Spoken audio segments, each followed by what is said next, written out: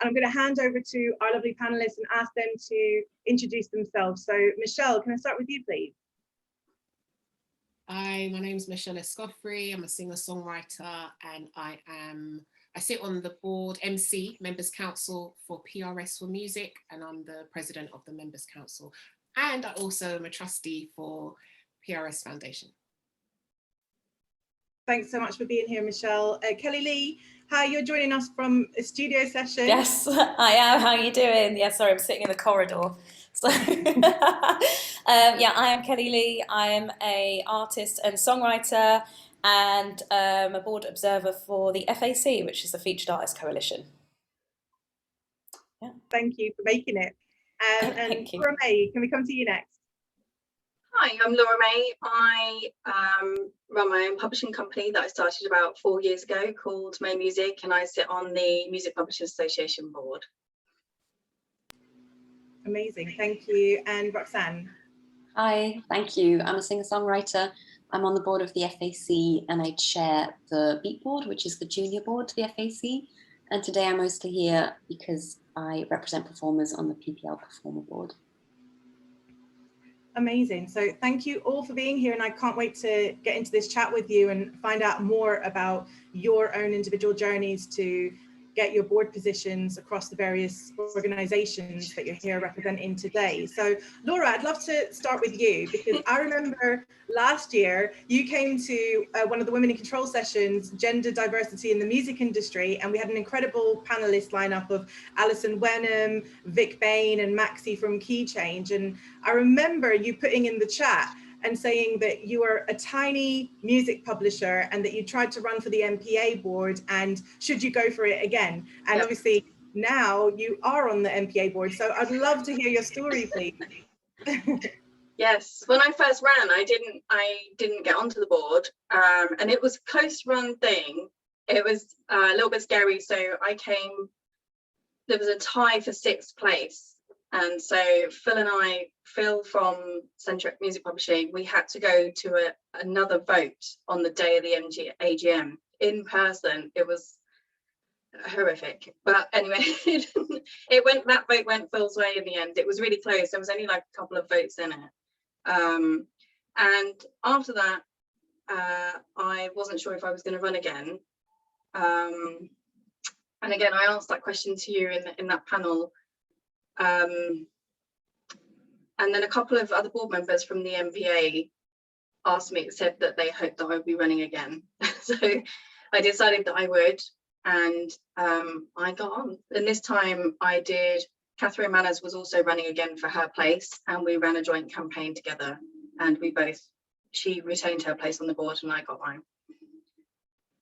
So yeah, and so it's been a year now. The board, it moved to September because of COVID, and they've kept it in September for this year. And I've just done my voting. So we'll find that out in September, who's going to be newly appointed. That's amazing. No, I just love that story. I just remember, yeah, you coming to that panel and asking if you should run again, and congratulations for running again and running a successful campaign. And we'll get into a bit more details about your actual kind of campaign strategy as well. Michelle, can I come to you next? So first of all, congratulations as well, or in order to yourself, for being elected as president of PRS Members Council. So that's fantastic news earlier this year. But prior to that, as you mentioned, you were sitting on the PRS Members Council, which is kind of their equivalent of the board. So talk to us a little bit about how that position came about and how you managed to secure a position on the board. Yeah, so I was actually put forward before I went on the board by a colleague of mine, Paulette Long, who had been on the board before as a publisher, but I ignored it for about 3 years. I was like, nah, not interested at all. Didn't see the relevance. And I was actually thinking about it today. Up until I went onto the board, I didn't even vote for the AGM. It was like, it has no relevance to me. So after I came in as a casual vacancy, so Imogen Heap actually left because she was going on tour, etc.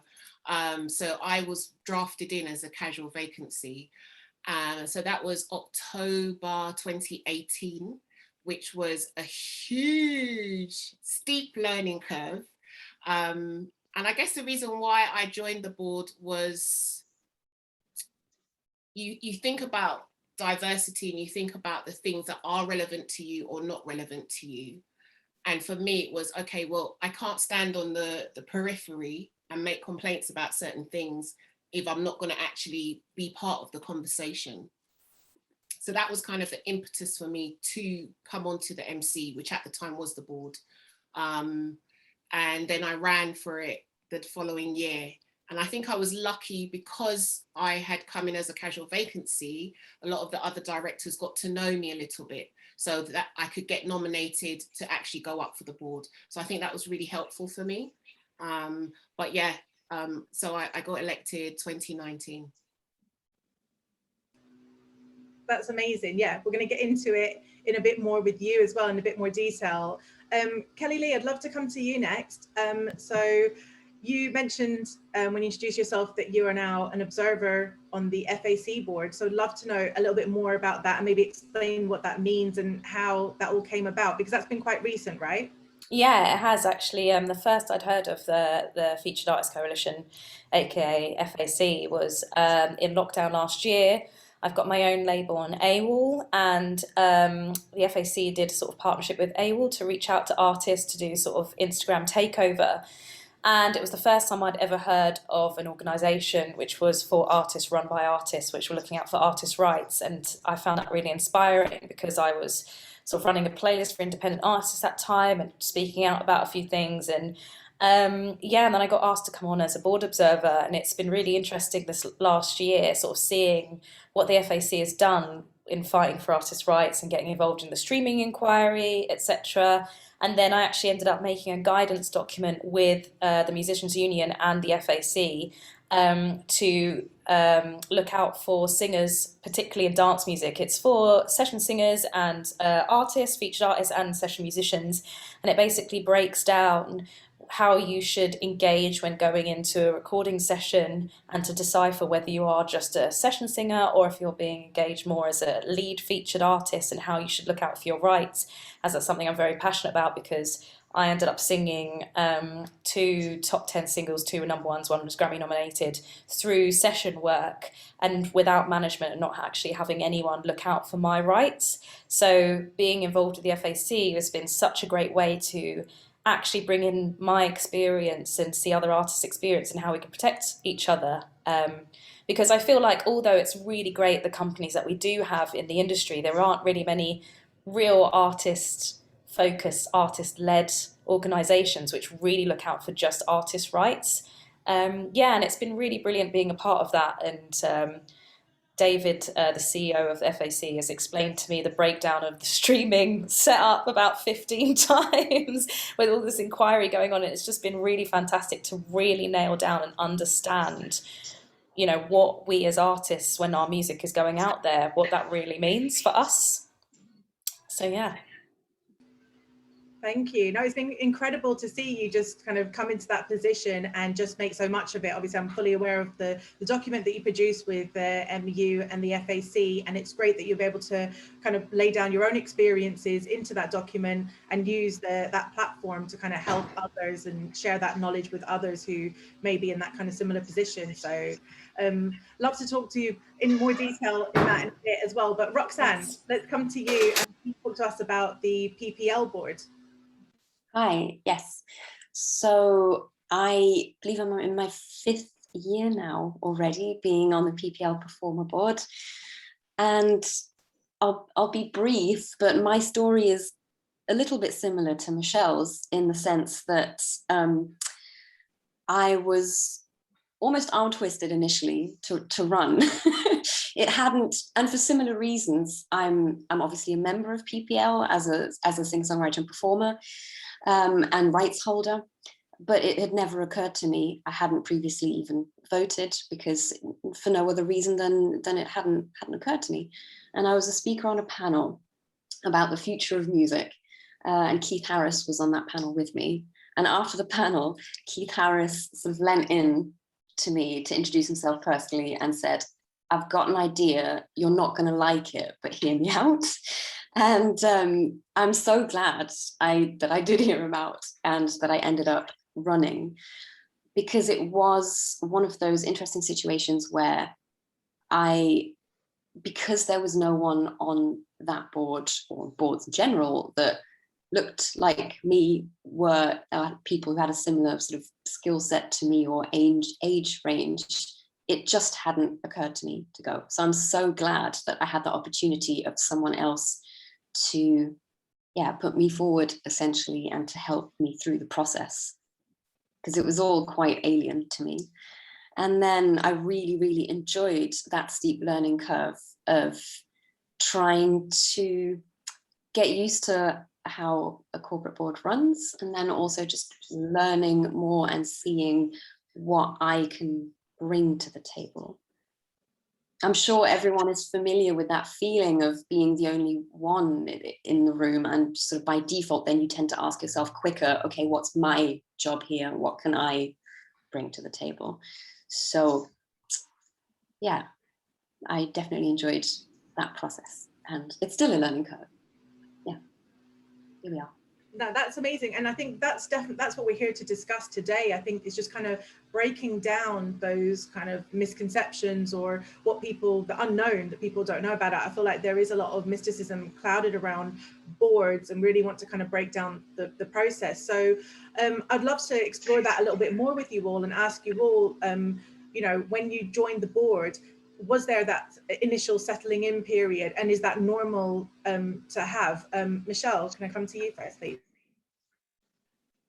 Absolutely, absolutely. There's a settling in period. It's a lot of information to take in, and when you're the newbie coming in, especially if people have been there a while, there's probably a way of doing things. So for me personally, I spent the first good few months just listening, observing, asking questions, even if they seemed, what was reassuring for me is that there were a lot of men in the room saying, this might sound really silly, but, and then they'd ask a question and you think, oh my God, yeah, I was thinking that too. So that was really helpful, and it encouraged me to, if I did have a question to ask, or even if I didn't ask in the room, I could go to somebody and ask. And we also have a onboarding process. So there's loads of kind of workshops, one-to-ones with different departments that says, this is what we do, this is what it's all about, this is what you need to be making decisions about. And that was really helpful as well. But I definitely took my time and just really deciding what I wanted to advocate for and where I could make a really valuable contribution.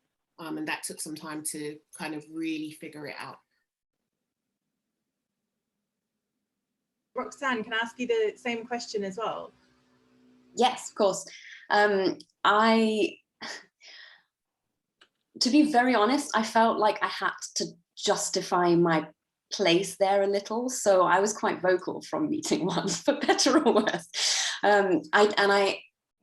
I realized quite quickly that it was really useful to have a fresh perspective there. And I also would like to say that the entire PPL staff made me feel really welcome, and that was a huge help as well.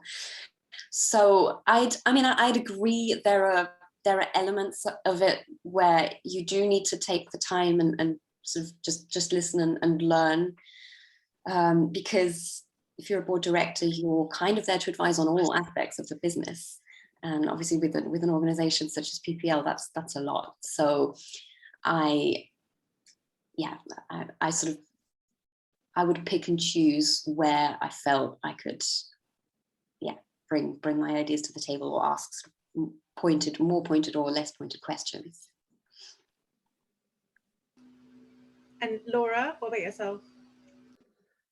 Oh, I still feel like I'm settling in. It's been a year now, and I think because it's all been on Zoom, I think I would have found it easier. I just love to be with everybody in the room, and it's been a bit difficult to kind of make my mark on Zoom. And I just let everybody chat around, and I'll ask a question if I feel like I need to. But it's been quite tricky. But I have in my mind, I think in my mind, I know why I wanted to join the board and the mark that I wanted to make. I just plotting my way how I'm going to do that still. But yeah, it's I think it's you're on that board because you were voted on, and most of the people that vote for you are probably on the board with you.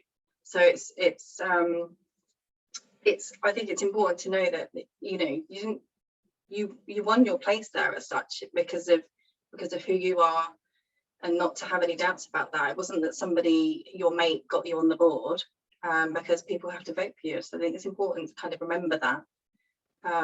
My thing is, because I'm just such a new publisher, everyone else has just been either on that board for years or in publishing for so much longer than I have. And it's that, but again, I bring a fresh perspective of a one-woman show to all those people that are working in companies as well. So it's again, like I say, it's just remembering why you're there and also what you wanted to achieve when you applied to be on the board. Yeah, I think that's such a really important point that you raised as well. It's definitely completely different doing the meetings over Zoom. So I'm chair of AIM, but prior to that, I've been sitting on the AIM board since 2017. And since I've become chair, I'm now, all the meetings that I've been chairing have been on Zoom, and it's a completely different meeting experience than in person. And also, you know, as a chair, I'm also conscious of, you know, trying to make sure that new members feel comfortable on the board to speak up, and it is much harder to do that on Zoom. But I think it's a really important question to ask, and it's really interesting that, you know, you've all answered in that way, because I feel like it does take time, or it may take you time to settle in and feel comfortable to speak. But also, like Michelle said, don't feel awkward to go in and ask silly questions, because people around you, and I've been sat on the boards for years, people have asked questions that I was thinking of, and I was like, oh, why didn't I just say that? So it's completely okay to ask any question. No one expects you to kind of know everything from the offset. You know, you're going to have to come on, and there could be financial papers, there could be a lot of corporate strategy, there's a lot of you know, Kelli-Leigh mentioned, like, there's been a lot about the DCMS streaming committee. There's a lot of things that you have to learn within respective organizations. So don't be afraid to give yourself time to do that. So Kelli-Leigh, I did want to ask you the same question as well. Like, how did you find it kind of going on to the board meetings? Because your only experience, like Laura, would have been over Zoom. And how did you find it kind of speaking up in the first instance? Yeah, same thing. I kind of had to observe and sort of find my feet for a moment, but I realized that what I had to say was quite important and what I had to add was quite important. And I actually had a lot of encouragement from Roxanne, who's here, David, Isabella, and they were so supportive. And one of the nice things that David actually said, I was so engaged, and more engaged than some of the board members that have sat on the board for a long time. So I came with new energy. And then because I was sort of seeing that feedback straight away, it was quite nice to feel like, okay, actually, this is really inspiring me. Sorry if you can hear that background. That's actually the song we were working on. If that's really loud, I might move. So we haven't quite finished the chorus yet. So any songwriters, Michelle, maybe you can help me out with that. Just move along. Sorry, yeah, I have in the studio for anyone who's just joined in and sort of popped out to talk about this. But so yeah, actually, I found it really encouraging, really exciting. One of the other things is actually the networking side. I mean, Aluna's another board observer. She's an artist I really respect. And we've got to connect through this. We didn't know each other before, and now we've actually been working together. We wrote a song together, and she'll be releasing that at some point. So there's been that side of things, which is really, really nice, and feeling like we can see stuff happening, and a lot of the things that the FAC has been involved in, it's like going, okay, we can change things. And to be able to do that document with the Musicians Union approached me about it because of the articles I spoke out on Black and mixed race singers in dance music last year. And they approached me about it, and I asked David, FAC, to get involved with that. And we worked together as a team, utilising my experience and my knowledge. Then Sam at the MU had obviously excellent knowledge I wouldn't be able to really put in about the real, you know, T's and C's of session musician contracts. And then David going to PPL to ask some really hard questions and important questions about crediting on PPL and what it does actually mean for royalties, etc. So that was a real team effort. There was contractual stuff and legal stuff that I couldn't have probably reached out for if I hadn't had that board knowledge or that board access. Whereas me being able to be on the front line of artists and singers, I was able to input my real-time experience of how this affects. And I think that's really important to be in the industry and on a board, that you're actually really seeing real-time feedback. So yeah, I think I was waffling on a bit there, but yeah. No, that's fantastic. And I was going to say, you can feel your passion coming through. And I think that's a really important aspect to kind of any board that you're considering going on to. We'll be exploring it a little bit later on as we talk about the different kinds of organizations. But, you know, Laura May's joined as a music publisher. Michelle is a singer, songwriter, and Kelli-Leigh is an artist, and Roxanne, and they're joining boards that are relevant to things that they do and the interests that they have in the music industry, and wanting to make a difference. And I think that's where they're going to kind of have that most success in terms of kind of making change across the boards. I wanted to ask each of you as well, just to kind of break down a little bit, what exactly does it mean to be on the board? I know obviously as a board director, you're kind of bound by confidentialities, you know, there might be financial information that you're looking at or private business strategy, but if you can give us some insight into what does it actually mean? How often do you meet? What kind of things do you talk about? Michelle, I'd love to come to you on that first, please. I knew you was going to come to me. What does it mean to be on the board? Okay, so for PRS, for music, there's two things going on. So you've got the Members Council and you've got the board. So the Members Council deals with the strategy, the vision, and basically has the last approval of certain decisions. And then the board deals with day-to-day business running of the organization. So the things that we strategize and say, well, this should be happening within the next 5 years, then the board will implement that and try to make it happen. So we look at, as you said, financial forecasting, we look at what the strategy is, we look at, retention and acquisition, we look at emerging talent and how we can support emerging talent, we're looking at licensing, we're looking at, one of the things that I'm passionate about is member experience and how we can support members more and connect members more to each other and to the organization, so it's not a faceless organization. So those are some of the things that we cover, and we meet. Before we used to meet more often. I think we used to meet 4 or 5 times a year, but now as an MC, as of next year, we'll be meeting 3 times a year. Great, thank you, Michelle. Laura, can I come to you next? What do we talk about? we have I think it must be like 5 or 6 meetings a year. There's a lot of chat about policy, so a lot of it is about what might already be currently going on in the industry. So breaking up down what was going with the DCMS inquiry and things like that, and explaining anything that people weren't unsure about. Also, as publishers, where we stand on those issues, and other things that, just like you said, the day-to-day, the MPA are currently employing a position, and the board had to agree sort of that job description and the salary and the things and what that role was going to be within that organization. So there's a good few things that we talk about, and there's a bunch of other committees as well outside of the board that sort of all feed into that, and again and different boards. So like somebody on the MPA board also sits on the PRS board, so everybody sort of feeds back their feedback on what's going on. So it's just an overall publishing 3 hours that we sit. It's quite intense, and the reading going into it as well is quite intense, but it's good. I feel like I'm really up to date when I've been to a meeting. Yeah, definitely. Yeah, go on, Roxanne. So I sit on the performer board at PPL. There's the performer board and there's the main board. And if you're on the performer board, you also attend the main board meetings. And that's great, because I actually think the more people from all different aspects of the industry come together and sit around one table, the better. So I really enjoy that interdisciplinary aspect of it.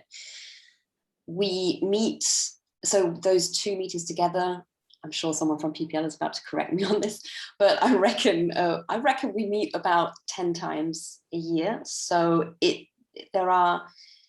not a light position, and the meetings are also, they can be fairly intense. And your role as a board director, I suppose, is to give your point of view and your advice, steering the organization and making sure that the organization does right by its members.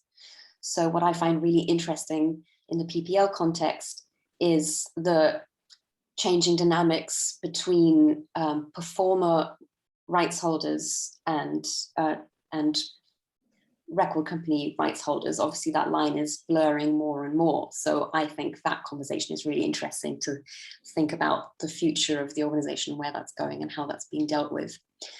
But yeah, it really ranges from everything from financial forecasts through to technology trends, essentially how royalty collections can be improved and how members can be better serviced by the organization.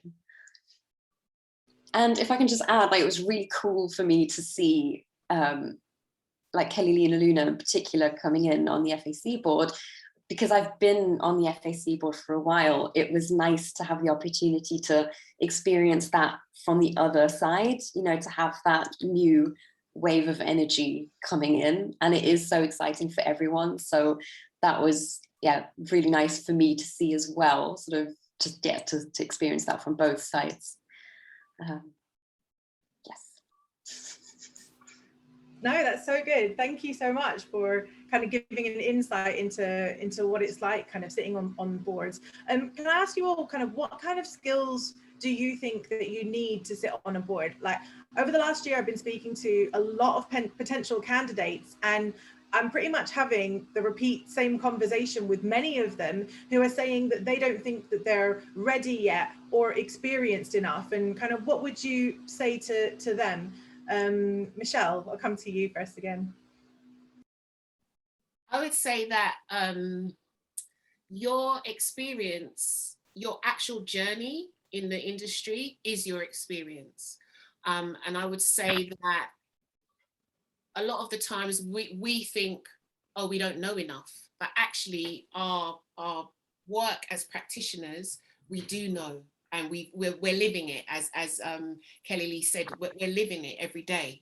So we have that knowledge of what it's like to be a working songwriter or a working composer or publisher, etc. And then after that, I think it's just thirst in a way for knowledge, just to keep yourself informed. That's it. And you know, I think it was Roxanne, sorry, that said, figure out what you want to talk about, what's important for you, what you're advocating for. And I think that's it. I don't think that you have to have these massive qualifications. I think that your experience is your qualification. That's what qualifies you to be there, because it's valuable. Definitely, thank you. Kelli-Leigh, can I come to you next, please? Yeah, I think what Roxanne said a minute ago as well about time, some of the meetings at the FAC have been a bit heavy as well and quite long, and sort of really just deciding I want to be a part of this because there's things I want to change in this industry. So if you do want to be part of a board, it's really that dedication to listening and communicating with the fellow board members, but really being passionate about what the subject that you want to bring attention to. And what you can back that up with, like Michelle said, like, you know, if we're living those experiences, we can impart that. So yeah, I think it's sort of being self-confident as well, to sit there and go like, no, my voice is necessary here. And then also it's like, if someone else is making a point on the board, that's something you believe in, your voice to back that up. You know, it might not be your point, but you being there and involved can make changes. And I saw someone put in the group about diversity and wanting wanted that to be more important as well. You know, that's what we've done on the board. I know in the FAC we only had one black female, which was Dilys, otherwise known as Echoes, who's amazing, and then myself and Luna have added to that. And actually our collective experience is very important, was quite fresh for the board, because that was only Dilys's one person experience, but with the three of us together we've been able to communicate on certain things and actually make some better changes for the board. So yeah, I think it's again just being passionate and focused and really being a good communicator. Again, sorry about the background music. I love it. We're getting a sneak peek. It's great. Yeah, no, it sounds Yeah. Roxanne, I'll come to you next. Yeah, I think I don't want to speak for all women, so I'm just going to speak on behalf of myself, but I'm so used to being underestimated, or I'm used to being told that I don't know something, or that I'm not ready or not as good as. So, and I've internalized a lot of that. So I have unlearning to do as well. So I think you are ready. Like, you're ready if you have the time to dedicate and you have the passion, then your point of view is important and valid. For the longest time on the PPL board, I was the only woman on the board, which made for an interesting experience. And yeah, it's so for me, luckily that was a bit of a sort of wake up for moment for me as well, because I realized really quickly that for that reason alone, it's important that I'm here. So, you know, the more diverse a room, the better the conversation. And I am really grateful that that's changed now on the PPL board. Again, I can't wait for meetings to be in person again, because the new board directors, I've only seen them behind the screen. But anyone watching this being interested in running, I really wouldn't second guess yourself and wouldn't be put off by perhaps lack of years, because sometimes the fact that you are young is what you're bringing to the table, you know. So I just think it's this fiction that we still carry around with us, or what does a board look like? Oh, it's mostly older white men. That's, you know, says who. So that's what we're all here for now, to change that. And can I just jump in on that? Literally what Roxanne said, anyone watching, and if you do feel nervous in that situation, just literally ask, because a few times as being an observer, I wasn't sure if I was allowed to speak, or if, you know, and I asked that to David, who's the CEO, and I said, look, and he, you know, do I say anything, or should I, or am I involved in this, or am I just supposed to watch? He was like, no, you're important to this. Please definitely speak up, and if there's anything you're not sure of, ask me. And again, just getting that encouragement and being brave enough to say, you know, what is my position here, and can I speak up and stuff, and to get that, yes, we need your voice, you know, that was just inspiring, encouraging. So sometimes you might just need to ask someone, just say, hey, you know, where's my place here? And they'll be saying your place is important. So yeah. Thank you. And Laura? Yeah, just kind of echo what everyone else said. It's kind of your inexperience is almost your experience as well. So I came onto the board with my own publishing company that was only 3 years old, and that in itself is something that represents a number of publishers. You know, not every member of the MPA are 20 years standing or whatever. So you're there to represent. You know, the board has to represent everybody. So the fact that I'd only been going for a short time gives that board that person that can represent other small publishers, because we have a different infrastructure. I'm not just a publisher, I'm my bookkeeper, I'm my PR person, and not everyone else can understand that unless you're just one person running your own business. It's a different perspective completely.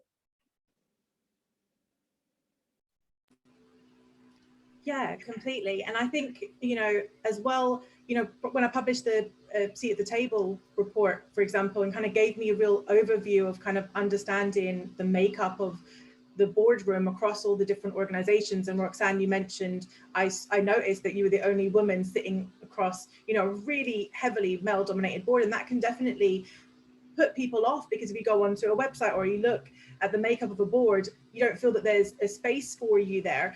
But however, I think, you know, within all of those organizations, you have to remember that they are member organizations, and who's their membership made of? And actually you're going to be representing a certain sector of that membership. If everyone around the table looks the same and has come from the same background, they're not going to be able to see things that you can bring to the table with your own perspective. You know, it might be that you're a mother in the industry, and you can bring that experience and knowledge to say, well, you know, these policies within our organization need to change to make sure that we cover that. And prior to you being there, that wouldn't be acknowledged. So I think it's just about looking at it in a wider macro view, rather than just kind of thinking about things and just saying, oh, I need to have this knowledge and this skill, and feeling like you're out of place. I feel like understanding that your value, your perspective and your experience is going to be so invaluable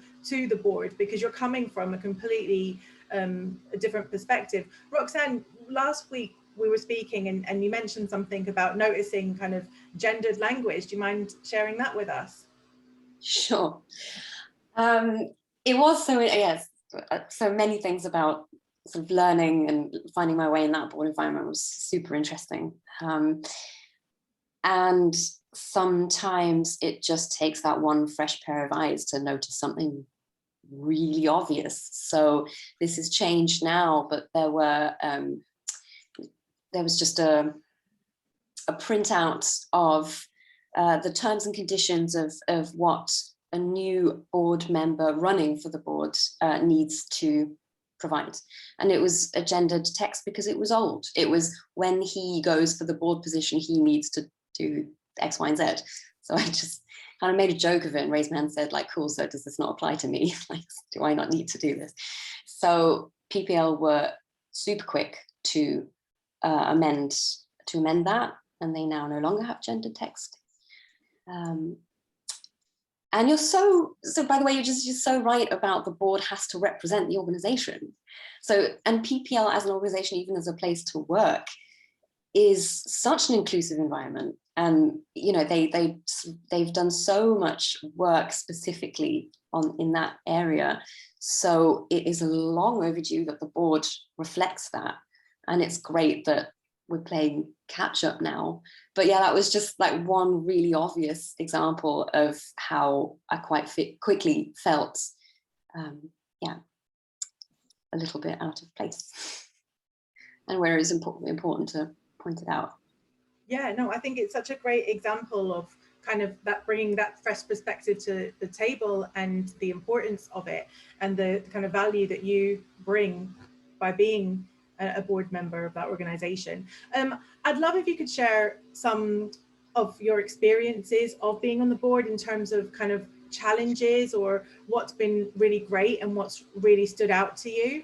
Kelli-Leigh, can I come to you first? Sure. Experiences, just quickly, I'll touch on the document again, because Chanel Hall's put here, it's great that there is representation, but is there a space to influence actual change decisions? And actually being part of that, I managed to release that document, and that actually is free and out there for singers to go into sessions and make sure that they're not getting screwed over financially or, you know, without management. So that's actual, you know, visual change which has happened. And I think it's also the point of, if you're on board, you can see, maybe you can put even benchmarks in for yourself to see if you've had influence and change for the positive side of things. Yeah, there's been some difficult times on the board. I've seen someone who was an older member who wasn't great in their tact in terms of a meeting. And I spoke up about that, and I saw that the board reacted to that and were actually grateful for me calling out that behaviour, which may have not been really challenged before. And and that was difficult, because as a newbie, I didn't want to really step out of my place. But then if you're representing a bunch of artists, that wasn't great representation. It's something that if I'm going to be involved in an organisation, I have to be very truthful and honest as how I'd want that to be representative of me as an artist. And I'm, that was awkward, but also ended up being really good, and actually seem to, with Roxanne's here as well, to be better for the board overall, and we've made some progress there, and it feels like a better working environment for all of us. So yeah, so I think already it's very interesting being on this side, and I think as an artist it's very important to be on the business side of the industry. I learned that through 2 periods of self-management, that a lot of artists, obviously we love to create, that's what we do, we're creatives, we're musicians, we make the music industry with the art. However, the business is a separate thing and it needs to be learned as well. So it's very good for us as artists to be involved in the business side of things so we can make a better working environment. And that's how I felt about it. And I've really enjoyed having that business hat on and furthering my business side of my music industry, and then knowing as an artist what I'm creating, that there are actual boards who are looking out for what we're doing. Yeah, and I've really enjoyed that, and I have actually seen change, and like what Nadia's doing. I've talked so much about Nadia's Women in Control report, radio report, and if Nadia hadn't taken that on and now boards aren't taking that seriously, we'd still be in this situation that radio are playing. You know, for any women sitting in here, there's times where I've thought, is it just me, but they like it when I sing with a male artist and not when I sing my own song. And actually having Nadia's report there saying, well, a major radio station plays 80% male artists, 12% are mixed, and then the rest is female, you go, okay, look, needs to change in the business side of the industry, and it is real, and it's not just my emotional side taking over me, and this is something we can take to the board and go, right, FAC, have you seen Nadia's report here? How can we implement this? Who can we talk to? What other organisations can we work with to make this change? So yeah, I've been very passionate about that. It might be difficult sometimes and you might be a bit tired, there's a lot to take in. It might not even be the area you want to talk about if you're on the board. It might not be something you're passionate about, but it's just being present and being involved is how you make change. Yeah.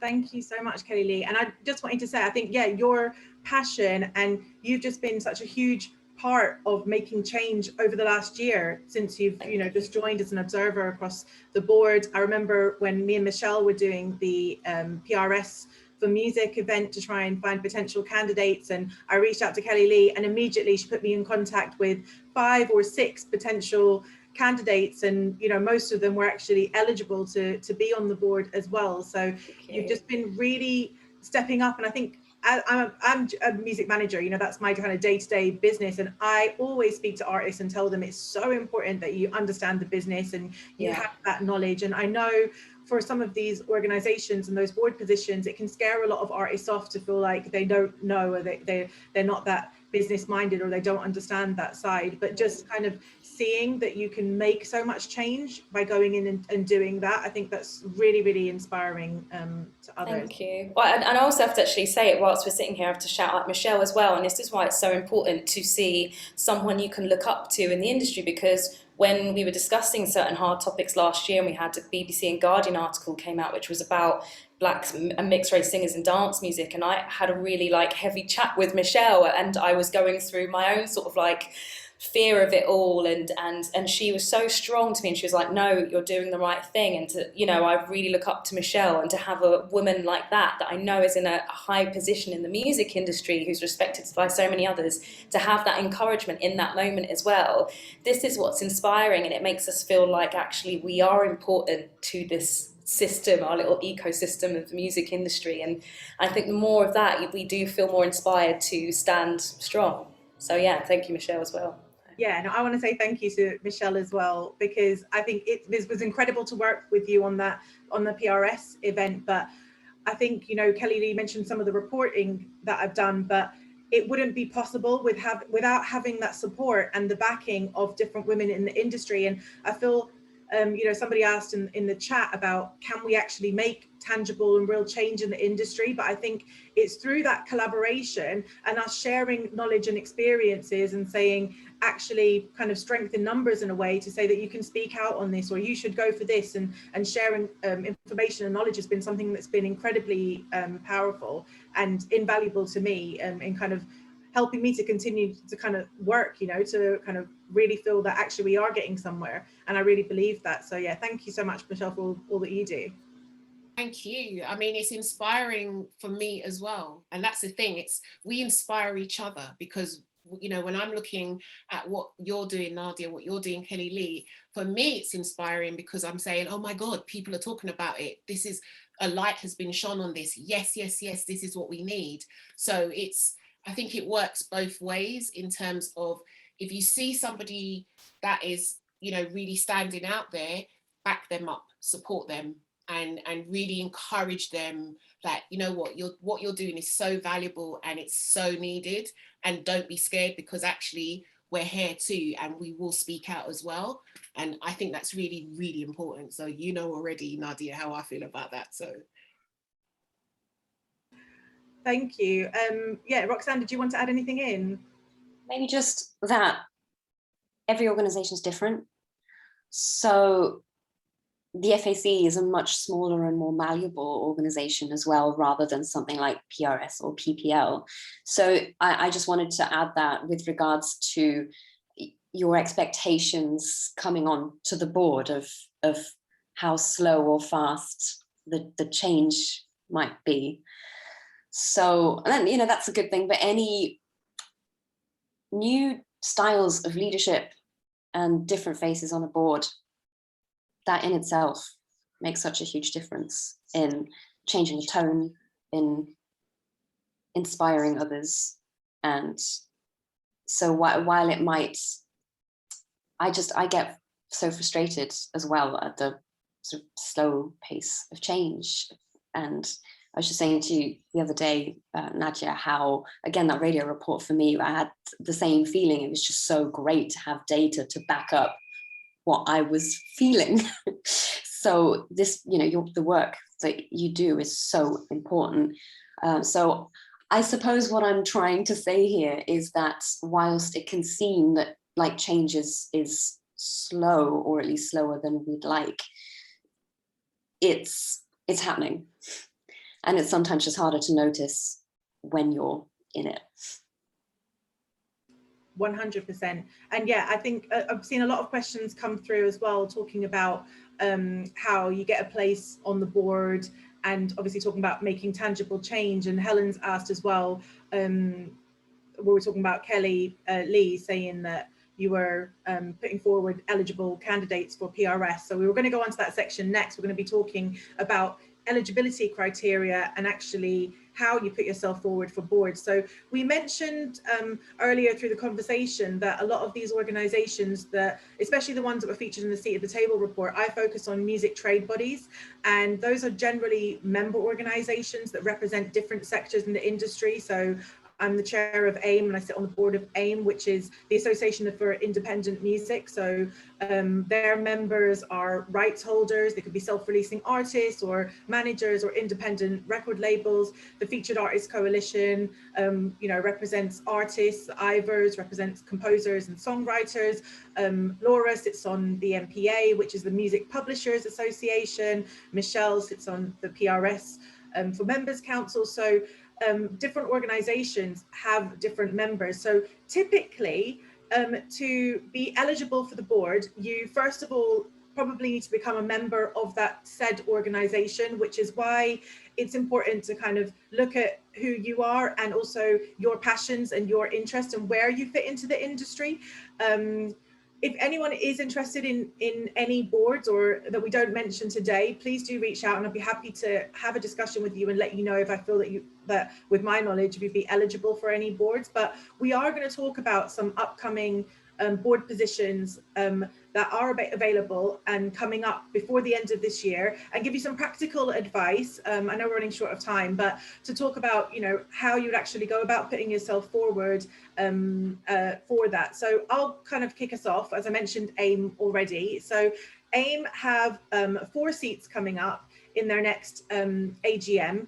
Nominations open on the 31st of August. And what that means generally is when you have nominations opening, it means that you have to put yourself forward as a candidate, and different organizations will have different procedures for that. It might be that you need to fill in a form, or it might be within the case of PRS that you have to get certain members to actually nominate you to be eligible, I think you have to get 10 nominations in order to be able to run for the board. So the eligibility criteria and the process is different across each of the member organizations, but they generally follow the same process. You have to be a member of that organization. When the nominations open, put yourself forward as a candidate, and then there's going to be a voting period. It might be a voting date in one day that takes place at the AGM, or it might be open for a set period. So as I mentioned, the AIM board, there are 4 positions opening up at the end of August. Those candidate nominations form will be open until the 21st of September. Voting will start at the end of September and run for around 2 weeks. And then the board members that are going to be elected will be announced at the AGM. Kelli-Leigh, do you want to talk to us a little bit about the FAC as well? Yeah, so I know the FAC are going to be opening up for the board. I actually have a message from David from the board here, so I can just quickly quote that. That'll be good. He said, nominations are open this year and they can arrange and discuss with David at the FAC if they'd like to put themselves forward. Myself and Aluna as board observers will be pushing ourselves up forward for the board as well. And yeah, I think for me, it's really great. It's the Artists Coalition, you know, artists run by artists, which is why I love it. And Nadia said that she sort of mentioned PRS to me, and the women I put forward for that instead, I felt like were better positioned as songwriters. I'm a songwriter as well, but those women I know have had like top 10 writing hits. I've sang top 10s, but I haven't written them yet. So I wanted to put someone I felt who's more suitable to that, and I feel as an artist in the stuff that I'm doing, I've run my own label as well. I've also got some signed record on a major label, so I feel like in terms of the Artist Coalition, there's a lot that I can impart there, and that's why it feels right for me. So yeah, I think if you're really passionate, I think choose the board that you feel is something that you really have strong knowledge about, and therefore you can be totally across that. So yeah, hopefully see some of you at FAC. Yeah, so as Kelli-Leigh mentioned, the nominations for the FAC board are open now. So if anyone is interested in that, reach out to me and I can connect you with either Kelli-Leigh or David, CEO of the FAC as well. Roxanne, do you want to talk to us about the PPL board? Yes, sure. Perhaps if there are any artists here who are hearing about the FAC for the first time and are interested and not quite at the board level yet, you can also just email me, it's roxanne@thefac.org, because everyone's always welcome just to come along to the Beat Board meetings, so that the junior advisory board. So that's also like a way in to just learn more about the organization, get a feel for it and see if it's for you. So just wanted to add that. PPL, so the annual performer meeting, the APM, is coming up on November 25th. So that's when the results get announced. So if you would like to run, what you need, I believe, this is so great that I think that PPL makes it very easy to run, which I think is super important, that there aren't that many barriers. So you need to be a member, and I think you just need to have had a payout, doesn't matter how little that was, for the past 2 payouts. So as long as you've met that criteria, you'll need to write a statement of why you want to run and why you think it'd be good for the board. And then you need at least 10 other members to nominate you. My advice is to get more than 10, because the more signatures, the better. And you never know, 1 or 2 might not be valid, and you wouldn't want to not be able to run because of that. So get as many as possible. Are they open now? I should probably know that, but hopefully someone from PPL can advise as to whether or not they're already open.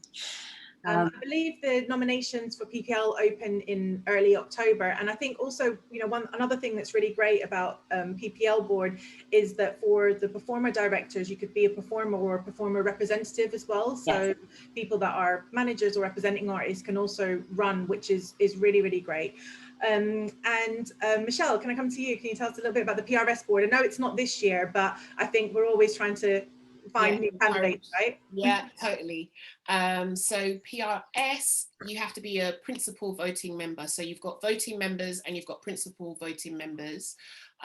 Principal voting members 2 out of the 3 previous years. For writers, you need to have earned 9,200 and something pounds, I believe.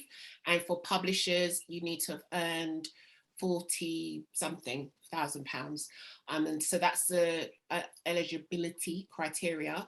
And then like PPL, you have to have 10 nominations from principal voting members, not just voting members. And then you do your canvassing, your campaign, and then that's like from April to May, 2 weeks before the AGM voting closes, and then you have the announcements in May. So the next AGM will be next May, it's normally like around mid-May. And what else? There was something else I was going to say. Can't remember now. Can't remember. It's gone out of my head. If it comes to you, just shout it out, and then wrap up. I also wanted to mention the IVRs as well, because they have upcoming elections happening in October. And they're doing some changes to their board structure. They're opening up Senate positions, and there's actually 38 positions for the Senate that are going to be available. And then there are going to be 8 seats from the Senate onto the board as well. And the nominations for that open on the 31st of August, and they have their own specific event happening on the 8th of September. So I know that's a lot of information that we've all given, but it's just, again, to kind of understand where you fit in and which member organization is relevant to you, which one you feel passionate about, and then kind of reaching out to myself or any of us that kind of sit on the boards already, and kind of just understanding a bit more about it and asking those questions. And I know, Laura, we just spoke about it, but the MPA literally just had their election, but I thought it was just really important to have you on board because of your story about kind of re-putting yourself up. And that kind of leads me into the kind of last thing I want to talk about is running your campaigns as well. And I think that's something that is really important to talk about as women in the industry. I find that from my experiences, we don't promote ourselves as much as we should. So I'd love to get some tips from you, if you can, on kind of running your campaign and getting your messaging out there and how you've canvassed votes and done that. So Michelle, I'd love to come to you because I know we've spoken a lot about this. Okay, so I remember, I just wrote it in the chat. So next year there are 4 chairs available. 3 for songwriters and 1, or songwriter composers, and 1 for publishers. And I was going to say as well, you have to write a manifesto for PRS. One of the things that I would say is that at the moment there's a choice whether you do a video or you have it written down. I would advise people to do videos, and I would advise to be really passionate about what it is that you're saying that you want to change. And try to be as informative as possible. In terms of campaigning, tapping into your principal voters, if you know people that are principal voters, and tapping into that and reaching out to people and saying, vote for me. And also using social media. I think for myself, my campaign, I use social media, and it was very successful. So I would say use everything, talk to people, get your campaign going, and don't wait until the last minute, and keep reminding people, because people will say, oh yeah, I'll vote, and then forget. So just to keep reminding people as well to vote. Amazing. And Laura, love to come to you, because I know as part of your campaign strategy, obviously you ran the previous year and didn't make it onto the board, and last year you joined up with Catherine Manners, who was already sitting on the MPA board and had to go up for re-election. So talk to us a little bit about that strategy. So Catherine reached out to see that I was going to be running again, because like I said before, I wasn't sure, because I'd been burned the year before. But I mean, really, in all honesty, I probably didn't get on because Phil ran a better campaign than me. I can't really say anything more than that. And Catherine, she reached out and said, let's just run a joint campaign. So we put together a 1-pager, because the other thing is the board, everybody that's getting emails from everybody that's running, then at least they got 2 in 1. Basically, they didn't have to get a ton of emails from everybody. It was kind of it gave them less to read just in 1 page, and it looked really nice. And I think we just kept it brief. The point is that you kind of want to say, and you want people to know what you're about and to know what you're going to bring to the board.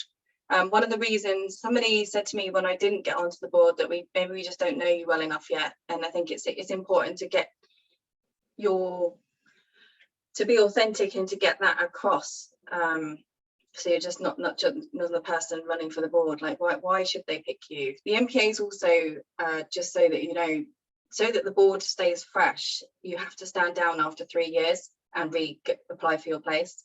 And then after 3 terms, you actually have to stand down for a year. You can't just sit on the board for 20 years. So that does free up an opportunity for, I think there are 7 people running this year for 6 places. So there is an opportunity there to get onto the board. But yeah, my campaign, I think if you can get to as many people as possible, and the one thing I do is also try and encourage people to vote, because you need to get the ones that don't normally vote to vote for you. And try and get somebody I put in my original statement, it was like, oh, I'm new and I've got a small roster, and people relate to that. And they actually wrote back, and I got some good feedback. They were like, this is why I voted for you, because you need to get them to relate to you in a way, so that they feel that because you're placed on the board, you're representative, so that when you're there, that they'll be able to come to you and speak to you about any of their problems. Thank you so much. Yeah. Kelli-Leigh, I know you're joining us from the studio and you've got to go back in, but just before you end, obviously you're running now for the FAC board, so it'd be great to just let people to know to vote for you. Yeah, that would be amazing. Yes, please do vote for myself and Luna, who's running as well. And yeah, look forward to hopefully seeing some more people coming forward to the FAC. And thank you, Nadia, for having me a part of this. Sorry, I've got to duck out, got to relieve the producer, who's literally just opened the door right there. I'll say hello there. That's LJ. So I'll duck back in. But yeah, thank you so much and good luck to everybody. And yeah, you can be part of change. So yeah, look forward to seeing that. Thank you, guys. Thank you all. Take care. All right, well, yeah, we're going to close the session off now because we have run over time. But if anyone that is on the session is interested in finding out more, wants to ask questions about some of the organisations and their eligibility, please reach out to me, and I'll be sending out a document as well with some of the dates that we mentioned. So don't hesitate to reach out and ask me any questions that you have. And thank you all so much for giving up your time and sharing your experiences and knowledge. I wish we could have had a little bit more time to speak, but always time runs out. But yeah, I'll be speaking to you individually anyway, I'm sure, very soon. Thank you all so much. Thank you. Thank Thanks. you. Bye, everyone.